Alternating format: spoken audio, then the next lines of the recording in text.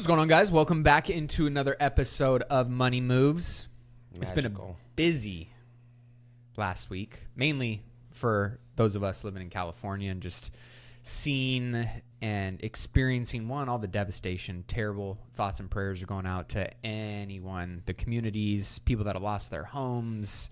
Obviously, the impact is felt most for those on the front lines and that kind of stuff. But even I felt a little heavy last week, just feeling terrible for all the people in Los Angeles, all the hate that was coming across the internet of these idiots voted for it. I'm not going to lie. I know a lot of people that did not vote for that shit and got caught up in it. And so to have one broad painted stroke of all Californians, it'll be interesting. They are focused in that area. Yeah. Not Palisades necessarily. There's too much money there. But I mean, we're going to dive into a lot of that today on the show because I think one of the quotes that came front and center for me that you've heard me say on the podcast before, that we've talked about, that I heard when I interviewed Vivek Ramaswamy on the podcast, and he said, you may not like politics, but politics like you. You may not care about politics, but they care about you. And I think this is a perfect example of the people that are going, you know what? I stay out of politics. I'm a real estate investor. Well, guess what? Policy and the leaders who enact those policies and carry them out have, as we'll see today, a significant impact on your wealth and your real estate. Yep. Same thing in the 100%. stock market, right? It's hard too because it's like, I mean, I'm like racking in my head, like there's like whole strips of cities. Malibu, for example, is like gone. Completely burnt to the ground. Well, and when you think about the amount of people whose, I forget what the percentage was. I saw a statistic that the amount of people's overall net worth and kind of financial stability and where their balance sheet is at. Don't make me say it. 80% plus of it was in people's homes. I'm going to say that was dumb. But, I mean, that's for a lot of people that aren't just looking at investing outside of Diversify. What we talk about, right? That holistic approach, real estate, stocks, life insurance, businesses, whatever it is, right? Like that's a small subset of the population. Although if you would have invested in a business and it was locally, you would have been double down. So it's unavoidable. The craziest thing is the saddest part is that it affects people that it shouldn't affect. The double sad part is it, in my opinion, could have been mitigated. There's natural things going on. We have really high winds even up in Northern California. Yeah, I mean, those fires, that wind, the timing of it all, conspiracy theory or not, right? Infrastructure. The other thing is the infrastructure. A lot of people were like, I know that the fire hydrants weren't working. Correct. And there was a report of absence of water, but I think from the more accurate reports that are coming out now are saying that there was such a high demand, they had no water pressure. So the water just was trickling out and not coming out in a forceful manner because it ruined the water pressure. So again, that's an infrastructure, and that is that's one piece of it, which is true. That Correct. Point is true, and yet there was also a 117 million gallon reservoir empty. That was completely empty. Correct. That was drained in March of 2024. That shouldn't have been still left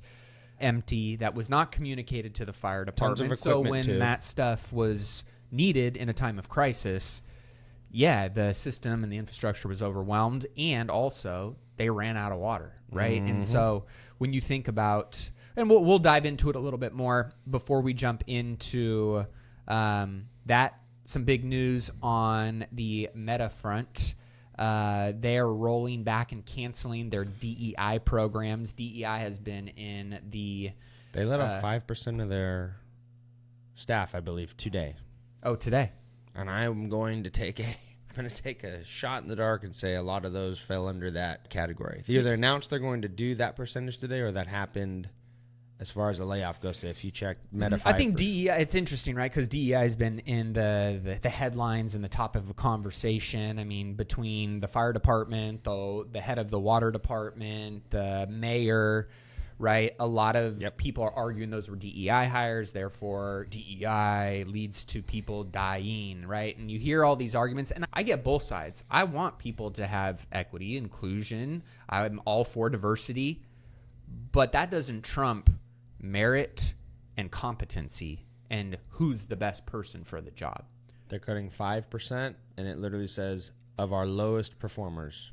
That's all it says. So you could probably read in between the lines. I'm going to tell you that DEI and LOW have a lot more in common than people tend to think. Because there was a really funny video meme that was going around where these people got together and they ranked each other from smartness. And there was this really nice kind of Southern guy, normal going, and then there was like a liberal arts science background, and she's like, oh yeah, I'm going to be the smartest, he's going to be the dumbest.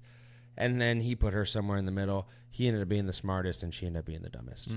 And it was just, it's funny because that is the thing that was being, that ugly head was rearing itself, and why so many people were getting tired of the DEI thing was we constantly started having problems, and then if you started looking at it under a microscope, it was like, oh, well, they just recently started focusing on hiring people that based on equity and inclusion, not if they're the best at the job. Hoping, I'm sure, and good and well, oh, we can train them up, we can make them the best at the job, but that's just really not how it works in the real world. Yeah. So, yeah, it's next up, Delta. Yeah, I mean, and I think most people, while they would all want more diversity and fairness and that everybody has an opportunity, that they care about the people who are going to do the job the best and get the best results. I mean, I want to pull it up here because it was, here you go. So this is a perfect example.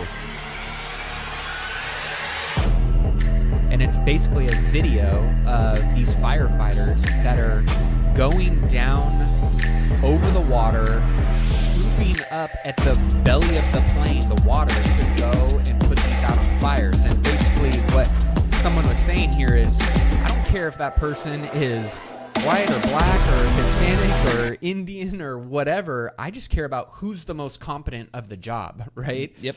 And so when you think about all of these DEI practices that have been rolled out in major corporations, which were really lobbied and pushed by pretty aggressive, progressive left policies. Yeah, the current and lobbyists and the current administration. And the next time you listen to this podcast, former administration. Yeah, because Zuck even said we were heavily experiencing pressure on a lot of those fronts, right? DEI just being one of them.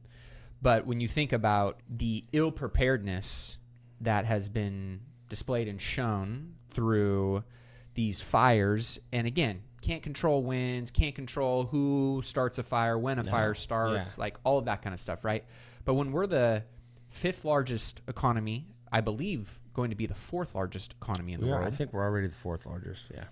We're as resourced and capitalized as we are. We're the highest state income tax bracket in the country. Second highest cost of living. Second highest cost of living.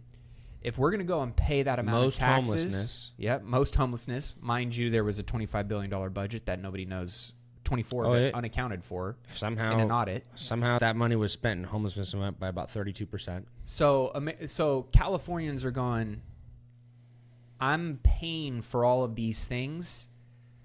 The least that we can expect is that there's fucking fire or water coming out of the fire hydrants. Well, you know damn well all those people are going to be moving.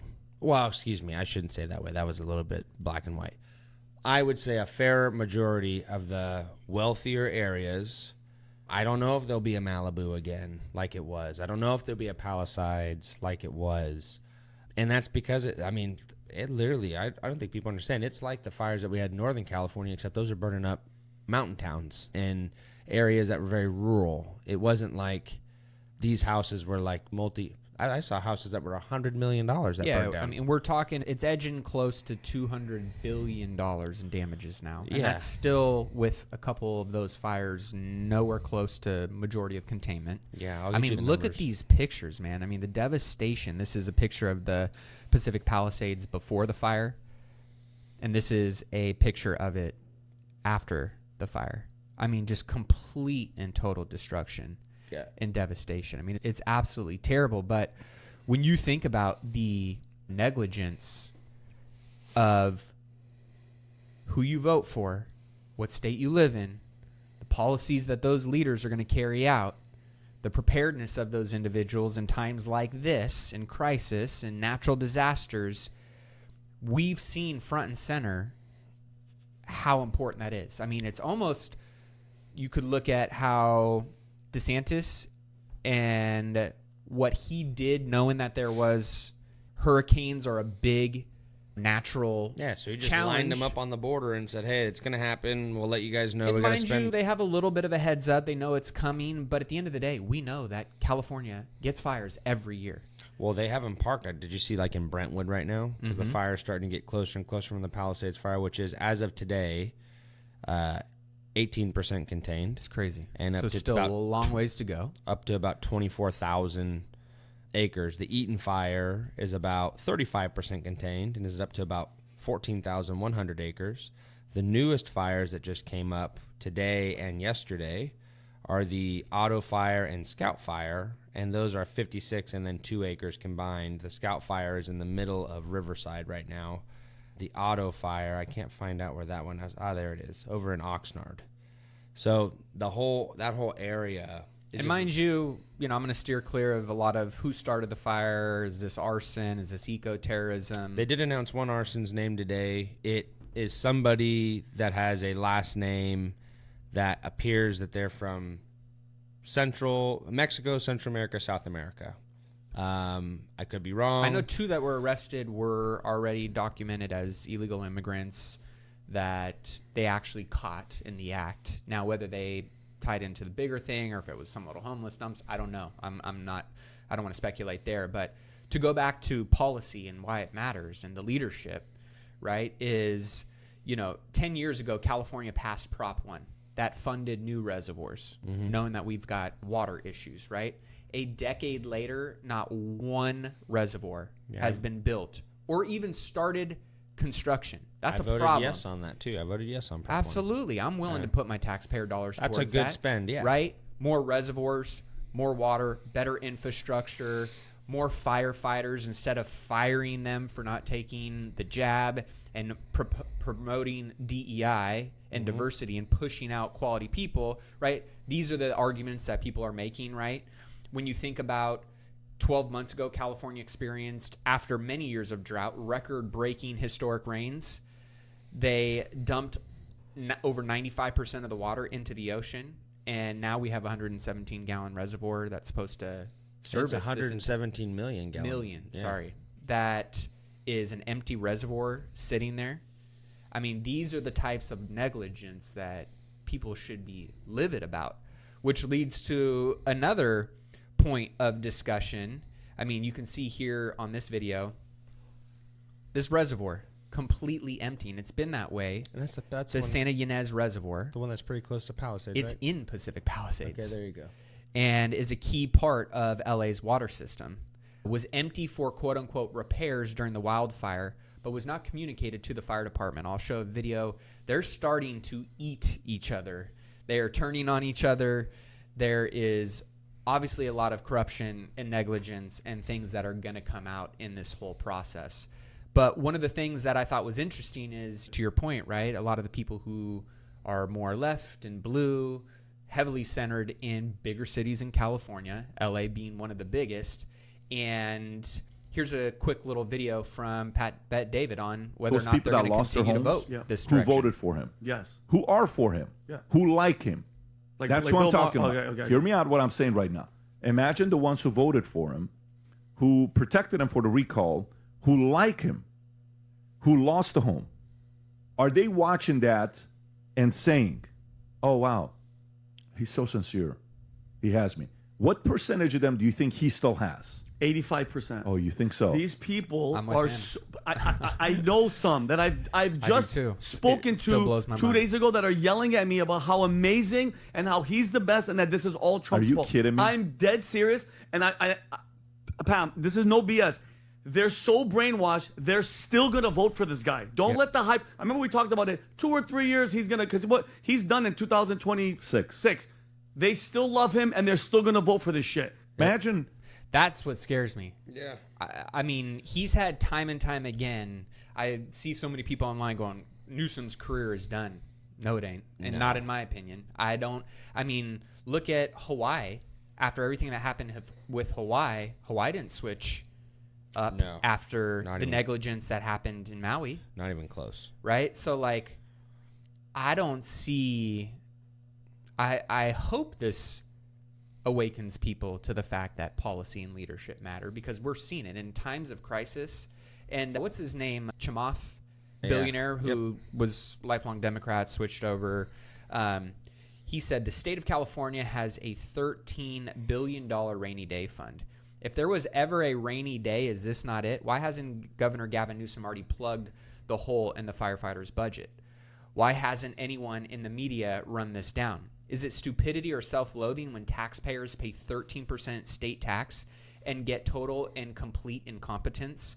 What are the wins that California residents point to as points of pride to justify the status quo? Said differently, how much economic and ecological destruction do we need to suffer before a majority say enough is enough and break the Democratic cartel that is ruining our beautiful state of California? How many more businesses need to leave? How many more high-earning residents need to leave? How much further do test scores need to fall? How much more looting and crime do people need to suffer, right? I mean, the list goes on, but to me, it makes me wonder is like, how bad do things need to get for people to wake up and realize just because the talking head says it better than the other guy who says it in a different way that maybe you don't like, but his policies are actually better and more supportive for you? Like, how bad does shit need to get for people to wake up and start actually voting based on policy, not the politician themselves? I just don't. I think there's some people that are so far lost. They have the TDS so bad that they just will do anything to vote against it, even though the majority of the things. I appreciated one senator today, calling out a lot of Democratic senators that were doing this. Pete, how do you say his last name? Hegseth confirmation, saying, how many of you have cheated on your wife? I'm looking, he's like, you guys calling him out for, I'm not supporting this, but I'm just saying what the was said. hypocrisy, right? Yeah.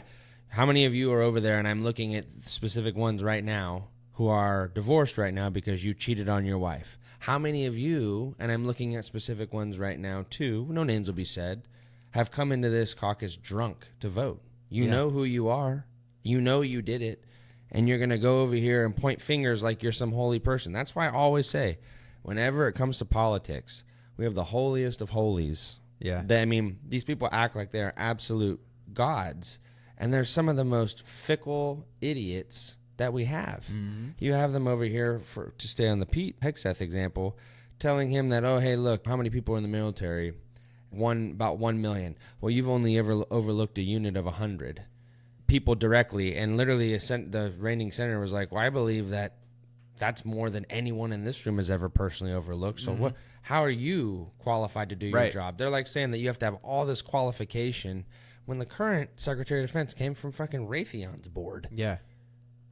Shout out Raytheon. Shout out Raytheon. So I how is that person qualified? Because he makes defense, because he makes parts for that's defense why systems? Politics is so icky and such a turnoff for so many people that they could never be in politics. That they think it doesn't impact them and they can just steer clear of it until shit like this happens and shows up in your doorstep, until shit like Maui happens, until shit like North Carolina and Hurricane Helene happen, right?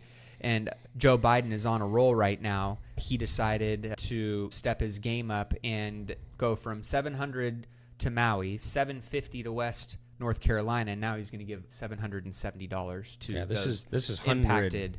This is 3 numbers in front of the decimal. We're not talking about million. Versus the billions that have been provided to Ukraine. And mind you, on the way out, he literally just gave another $500 million to Ukraine. He just gave him $2.5 billion again earlier this week to fund their fight. Correct for this? Yeah. Their firefighter pension system. Yep. I could not make it up if I tried. It's almost like it's insane. And did you see Zelensky said, hey, we're going to send 150 firefighters out to help with California. So those are like $20 million firefighters coming over to save the day for us. Oh, God. And they're like, man, that's our voter base. We got to just get the cameras. You want to know what's even crazier?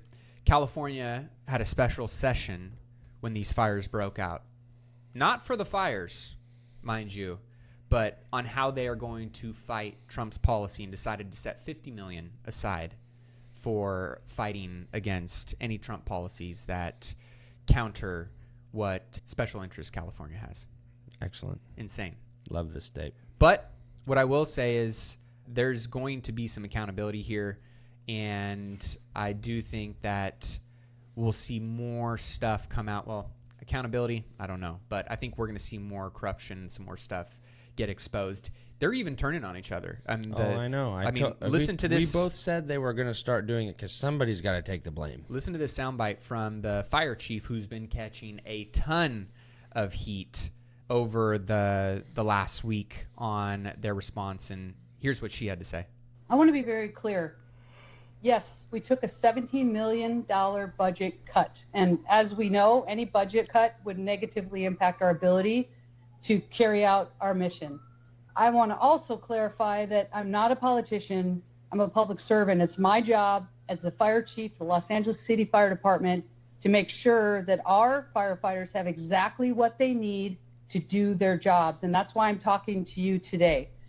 The Palisades fire, everybody's seen it. It is absolutely one of the most horrific natural disasters in the history of Los Angeles. And even with an additional 100 engines, I tell you, we were not going to catch that fire. But with that being said, let me be clear. The $17 million budget cut and the elimination of our civilian positions like our mechanics did and has and will continue to severely impact our ability to repair our apparatus. So with that, we have over 100 fire apparatus out of service. And having these apparatus in the proper amount of mechanics would have helped. And so it did absolutely negatively impact. I want to also be clear that I have, over the last 3 years, been clear that the fire department needs help. We can no longer sustain where we are. We do not have enough firefighters. With that, I have also requested multiple budgets, interim budgets, to show how understaffed, under-resourced, and underfunded the LEFD is. So with that, also, we have clear data that shows the LEFD needs more help. We need 62 more fire stations. These reports also show that we've had a 55% increase in overall call volume since 2010. And guess what? We're doing it with less firefighters. I was also directed to develop a plan as part of a budget reduction exercise, and that could equate to $48.8 million. And I rang the bell that these additional cuts could be very devastating for our ability to provide public safety.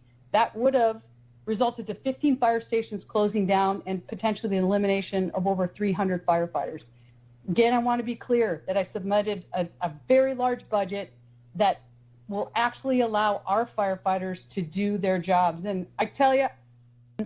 So she goes on in the segment and basically just says, like, they're starting to eat each other, right? Yep.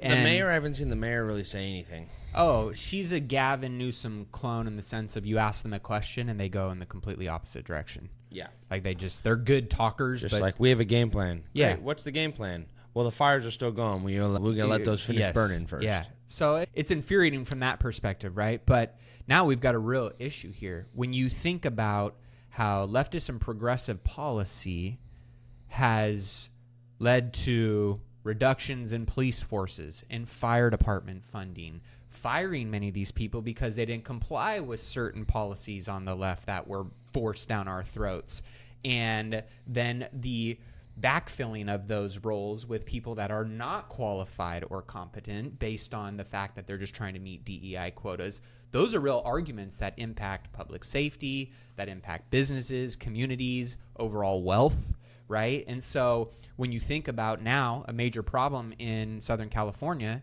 is, well, yeah, a lot of the big insurance providers that want to cover businesses and property insurance pulling out because they saw the writing on the wall with a lot of these policies going, this shit is a matchbox. This stuff is going to happen. Land management, right? Our fire departments, our water issues, those are all things that any smart person that has access to a lot of this data and seen it, they saw that writing on the wall, hence why they pulled out. Yep, I couldn't have said it better myself. It's the same thing that happened, I believe, in the 80s and 90s with earthquake insurance. When they're like, hey, there's going to be a really big earthquake at some point. You guys are sitting on a massive fault line, and you're due, and every year it doesn't come, it's going to be worse. And sure enough, you have to do you get it every year like I do. And I just started signing up for earthquake insurance. So I've paid for it for the past 2 years, but I have to pay for it separately through the state on top of my regular insurance policy, because my insurance company will not issue underwritten earthquake insurance that's subsidized through the state, and I have to pay it every year. Yep. Yeah, and insurance is going to continue to be a problem in a lot of these areas until something differently is done. But when you think about a lot of people having their wealth in their home, and that is completely gone now, and you're still paying property taxes, and you're still making a mortgage payment. It should be waived, but so far it's not, at least as of right now. Yep. Rebuilding in a lot of these areas is going to be trouble. Now, we've heard Gavin Newsom saying that he signed an executive order for fire victims to bypass bureaucratic red tape in order to quote-unquote quickly rebuild. We're hearing about upzoning. We're hearing a lot of different things. I don't know necessarily what is true and what isn't. Time will tell. But just thinking about many of you who are impacted by this or know somebody that's impacted by this. And I think that what's an unfortunate and stark reminder is that this can happen to any of us. Correct. Right? Like, this can happen to any of us. And so to have your eyes wide open, your house in order, these are important things to think about. I couldn't agree more. As we move on, Women's Sports Protection Act was approved, banning men from competing in women's sports. 206 Democrats still voted against it, but big shout out to all my ladies out there that are trying to just keep the dudes out of their sports. Be gone. That, should just sound like a normal and very reasonable request, and it seemed to be a very challenging argument for many people to acknowledge over the last few years. But as the pendulum swings back, we're starting to see good news like that. We do have Trump's cabinet court hearings kicking off today with the first Department of Defense, Pete Hegseth. I'm not sure whether or not he's going to get affirmed or not. We shall see. We also have tomorrow's hearings, Kristi Noem, Department of Homeland Security, Pam Bondi, the Justice Department. We got Energy, State Department, CIA, U.S. Department of Transportation. So some big hearings happening and going on this week that will show whether or not Trump and his cabinet picks are going to get affirmed, or if there's going to be some rhinos in the party that are going against him. There'll be some pushback. You can already smell it, but no, definitely. Luckily we finally have some irons in the fire. December's normally a pretty bland month for data. But we finally got PPI and CPI this week, which is going to be the catalyst of the market moving. Yep. Well, I know a lot of people with Meta rolling back their DEI programs, rolling back their censorship. A lot of people are extremely excited about the removal of tampons from men's bathrooms. This was confirmed on Meta campus. There was literally tampons all over men's bathrooms. A lot of people that were part of the LGBTQ community within that organization are saying they're going to leave. Maybe they're part of that 5% that was on the way out. TikTok officially going down in the U.S. on January 19th, unless there are whispers of Elon Musk potentially buying it, Mr. Wonderful from Shark Tank, either Mr. Beast threw his hat in the ring. Trump has actually somewhat come out and said he doesn't think that it should get shut down. I know, and this is how you can tell I don't follow in line with a politician, because I think that their policy is good. I disagree. I think it should be banned. I think it's awesome that it's banned. It's just not what people think it's supposed to be, and anything that China has influence over that is affecting the U.S., they're going to do that to negatively affect the U.S. And it's already been proven that the algorithm is different, that the data collection is completely different. So yeah, we can't trust China, unfortunately, and that's why we can't have TikTok. Well, President-elect Donald Trump is preparing more than 100 executive orders starting day one of the new White House.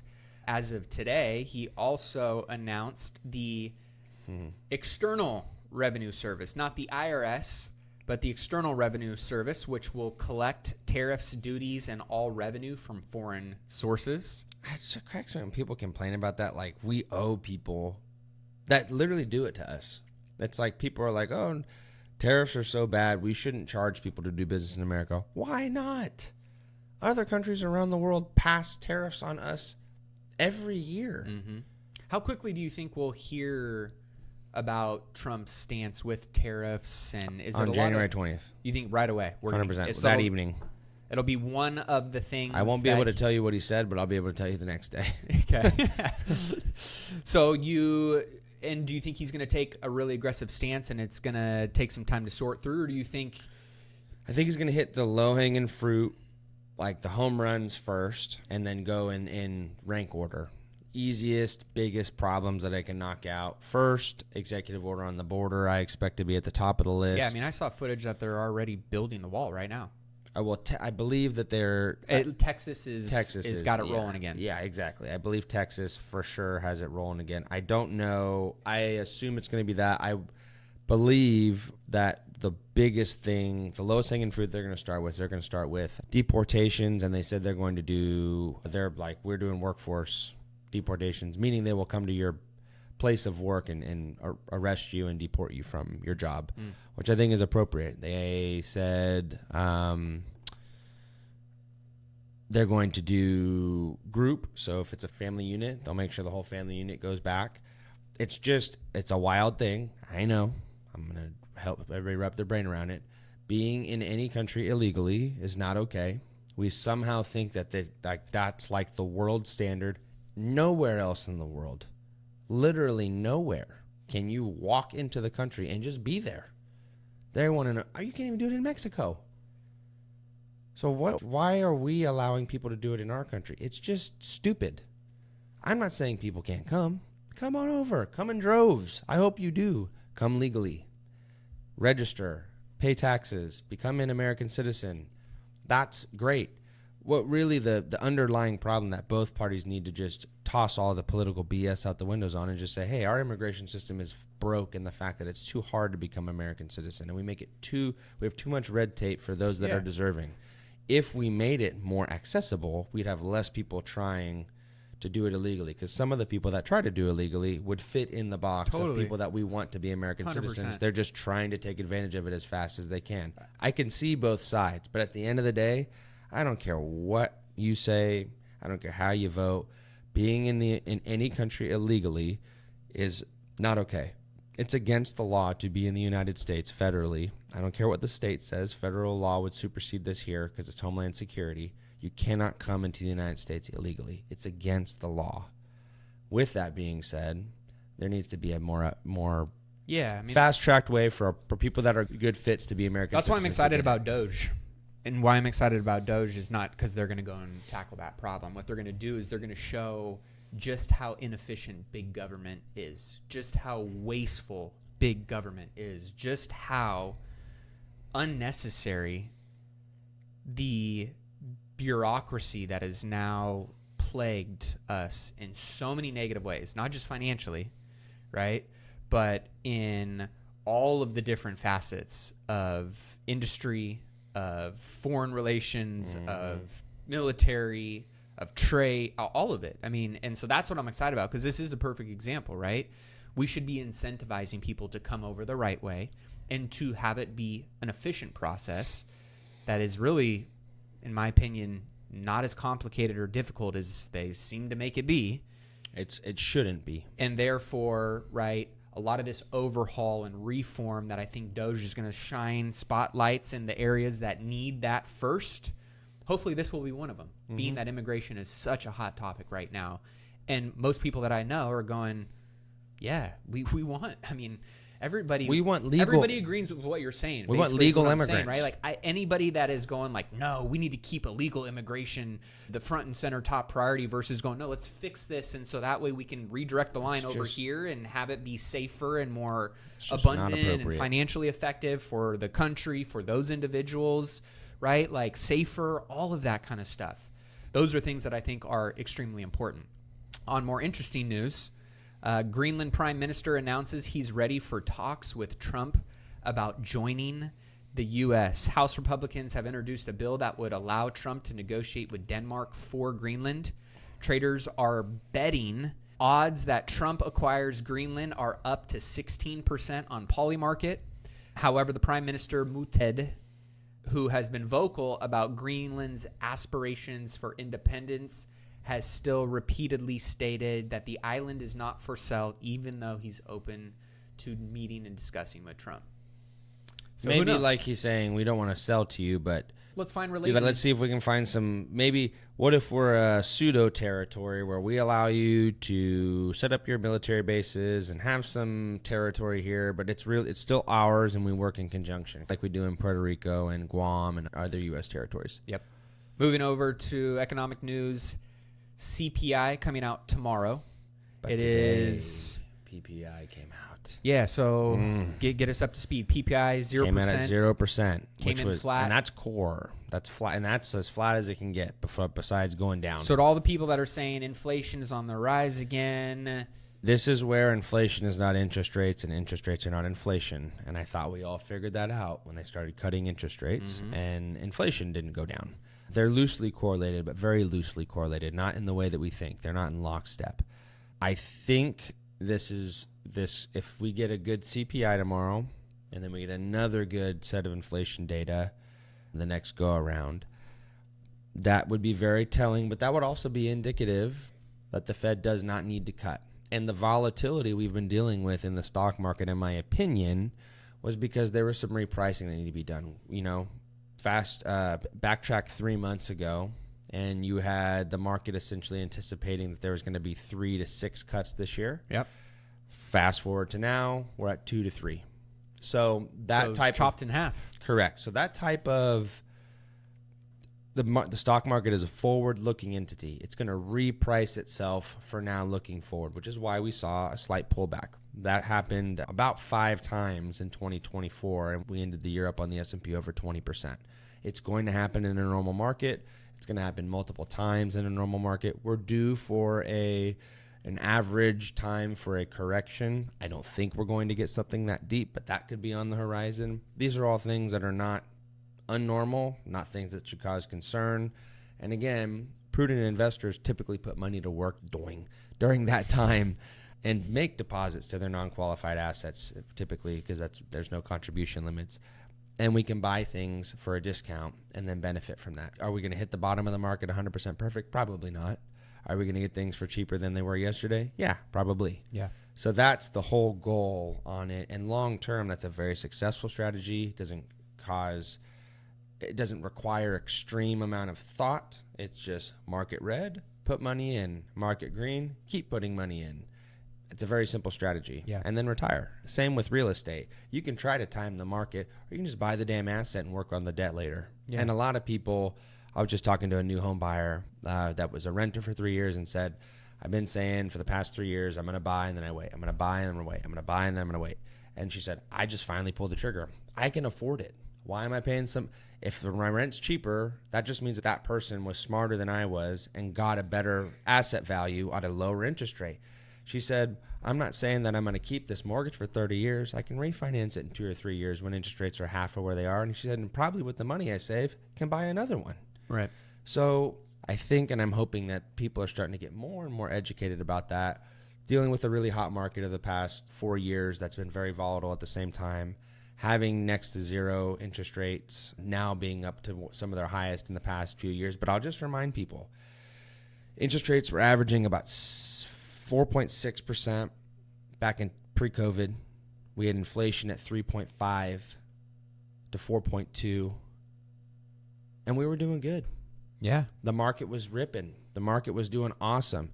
So don't let the Fed or the news or anybody else, the experts, convince you that we have to get to this, again, 2% number, which I think is fictitious. I think they've upped it now to about 3%. I was going to say, I think last I saw it was like 2.8 or 3, right? Yeah, they still are going to shoot. They're not going to low and they're not going to miss change high. the target formally, but they're I think giving themselves a little bit of leeway because they know they're not going to get there. Parameters expanded a little bit. Correct. They're still aiming low, but they know that they're going to miss high.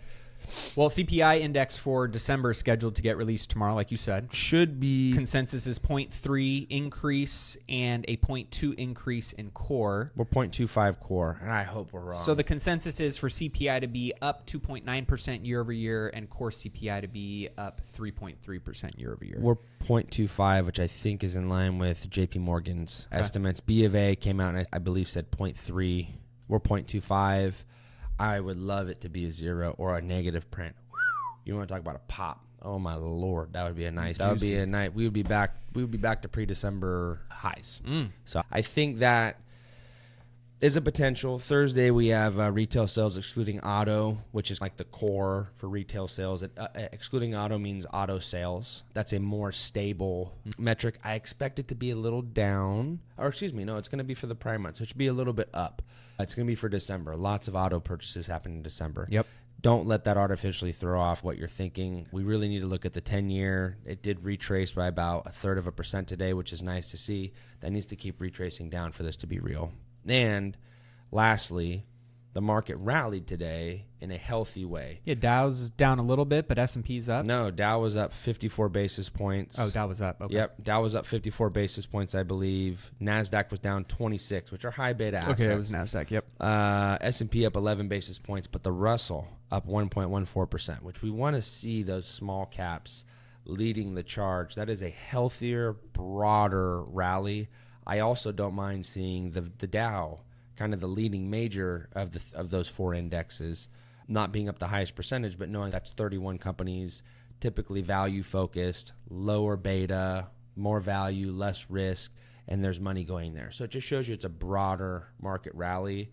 Everything was good today. I mean, this was from a data standpoint or a movement standpoint, very positive. We have a lot more days left in the year, but this was a very good sign to tell me that I believe we're probably almost out of this little volatility cycle, and we should get back into some growth here soon. I saw a statistic today that I wanted to get your thoughts on. The 10 largest stocks in the S&P 500 now represent 39.9, let's call it 40% of the total index's market cap. Mm-hmm. Is that a good thing or is that a bad thing? I neither to me. It's just a statistic. I think that definitely indicates that we have some sort of monopolistic. Mm-hmm. Okay, the consolidation and almost half of the market index consolidated into 10 large stocks. It'd make me more worried if some of them weren't as ingrained as Apple. Okay. Or as ingrained as Microsoft, the software, hardware leader worldwide, and Apple probably second behind that, and the leader in phone hardware and software worldwide. And then we have other names that are a little more overlooked. I know Broadcom is in there. A lot of people don't know about Broadcom, but they're $1 trillion company. NVIDIA is in there. They're the forefront leading the way on that. But what's going to eventually happen is you're going to see these pull-ups of just a few companies, and then everybody catches up. And then we see a spike in innovation, and then everybody catches up, and a spike in innovation. The last time we saw this was the early 2000s. Dot-com bust, dot-com bubble. We saw all these companies come, and then it all consolidated down to a few. Then it took a while for those companies to make it through that bubble. Then 2008 into where we are today, that's maturated. Now, what are those companies going to get into? Where are our tech company? Well, now the new tech is AI, quantum computing, which Jensen Huang came out, the CEO of, hopefully I said his name right. Sorry, NVIDIA. NVIDIA. He made a very good point on quantum computing that I think is very prudent because we were talking about it prior, and I would lean on him as the authority way over me and Matt. We don't know. We just give opinion. He said that although quantum computing is here, the way that we would use it effectively in like a computer, like an Apple computer or something, probably 2 decades away. Yeah, he said 15 to 30 years. We're going to have like little turbos that right now, it's almost like a turbo for an engine. They can add these microchips to already standing supercomputer processors to enhance them. But it's going to be an enhancement process for many years. And he would be somebody that, just so everybody knows, would highly benefit for it being available now. So just wanted to touch on that. Yeah, there was a pretty big pullback after he said that in their stock. Oh, I mean, not just a pretty big pullback. We're talking like down 30, next day down 20. Next day, down 25. Oof. Next day, down 20. We're talking like 300, million plus in market cap wiped off in 5 days off of those comments, which shows you how influential he is in that space. I would say he's the Tim Cook of AI. Yeah. All that said, look at all these catalysts we're talking about. All these little sparks that are around just looking to catch their dry brush. No pun intended. Sorry. I know that's a little bad timing for that. Sensitive of you. But Fuck. My point being is there's all this stuff and all these fundamentals underlying in the market, and it looks good. Oh, man, it looks good. Well, and I think, too, just we always talk, we're long-term crockpot versus microwave investors. So if you're bullish on AI, if you're bullish on quantum computing, and you're going to be around in the next 15 or 30 years, put your money in, keep putting it in, and ride the wave. And know that you're going to, where you start today versus where you're going to end up in 20, 30 years, NVIDIA is probably going to look a lot juicier. Yeah, I'm sure 10 years ago when people bought Eli Lilly, it wasn't the sexiest thing to do. Yep. And now they have 1,000+% rate of return. Absolutely. It's crazy. Well, I wanted to close out the day with just a little perspective on what it would take to restore housing affordability to 2016 to 2019 levels. This was a little study done by a guy named Lance Lambert. If U.S. incomes spiked 60%, we'd return to pre-pandemic housing affordability levels. If U.S. home prices fell 38%, we'd return to pre-pandemic affordability. And if mortgage rates fell 4.7 points from, let's call it 7% to 2.25%, we would return to pre-pandemic affordability. This was statistics that were compiled through Fannie Mae data that he put together, but it just shows how far off we are still from an affordability standpoint, and that continues to be a massive elephant in the room that people are struggling to find how to solve that problem. And going back to policy, going back to bureaucracy, going back to big government, red tape, getting in the way of a lot of these things, right? A lot of this could be solved by focusing and starting there, in my opinion. So figured we would wrap up on that. And this little soundbite is your little juice of inspiration to close out today. I think, love him or hate him, Tom Brady, one of the most competitive and obviously decorated athletes of all time. But he did a little soundbite here and just around the idea of being prepared for opportunity.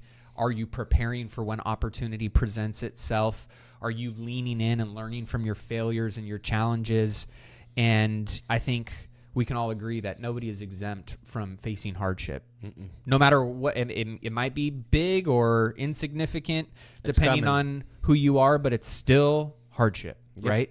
And so thinking about the learning lessons and the growth and the opportunities that we can take from those things when we face hardship and how we can turn those into massive wins in our life. And here is a quick little soundbite from Tom Brady on how he thinks and feels about this. One of my favorite. There will come opportunities in life when they're presented to you, in front of you. It's just a matter of whether you're not prepared to take advantage of the opportunity. But you got to develop that resilience within you. Life is not about how much you succeed. It's about what happens when you fail. Right? So life is, you could look at like, man, what's been inspiring for me? If you said, oh, Tom, what are the greatest wins? I'd be like, the wins, those are, yeah. You know, let's talk about the losses. Those are the ones that really made me who I am. And as you go through life, and we're all adults, things happen in life that you don't want to have happen. Whether you lose a game or whether things don't go well at work or something with your child, or there's a lot of things that come up in our personal and professional lives that just don't go the way we want. And how do you deal with it? You deal with class and integrity and with courage and with resilience, and you're able to share emotion with people, and do you have other people in your life that can help you through those things? And I think, like I said, my blessing is I've had people that go through those things with me, and they always say double the pleasure and divide the pain, and that's what relationships are all about. When you care for those people and when you love them and when you give to them, they give back, and that's where the reward comes. Have you ever seen that video? Man, that was so good. It was a great reminder of, like, I think that as much as we are both optimistic in a very big way, we know that there's going to be some hardship and challenges 100%. This year. Yep. I'm sure you listening and watching this are probably optimistic and positive about what is ahead, knowing that you're a big action taker and you're taking your fate and your destiny into your own hands, and you probably are realistic that opportunity and challenges are going to present themselves at some point. And just that reminder, right, of like, one, use that mindset of knowing that those are the breeding grounds for you to just rise from the ashes and leverage those challenges into stepping stones of success. But also, what I loved what he said was like, you don't got to do it by yourself. No. Right. And that's why, like, I love you having my back on our business relationship, but also as a friendship, right? And thinking about our Millionaire Mindcast family and you guys, and the fact that we've met and interacted, engaged and connected and done business and investments with so many amazing people because we decided not to go down the path alone. So just a big shout out to you guys for all the support that you offer Millionaire Mindcast, for Money Moves, for being a part of this journey with us, for allowing us to be a part of your wealth building, your life, an abundance journey with you as well. If you haven't taken advantage of the free financial X-ray and you want Ryan on your team to connect with him, text the word X-ray to 844-447-1555. If you're not on my deals list, got some exciting stuff coming out this year for investment opportunities that may or may not align with you that you may want to take a look at that I don't really share out publicly unless you're on my accredited investor deals list. Text the word deals to 844-447-1555.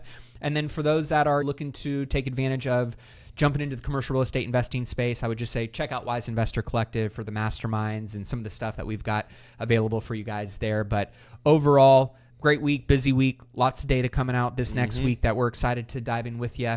And we'll see you guys on next week's episode. Cheers.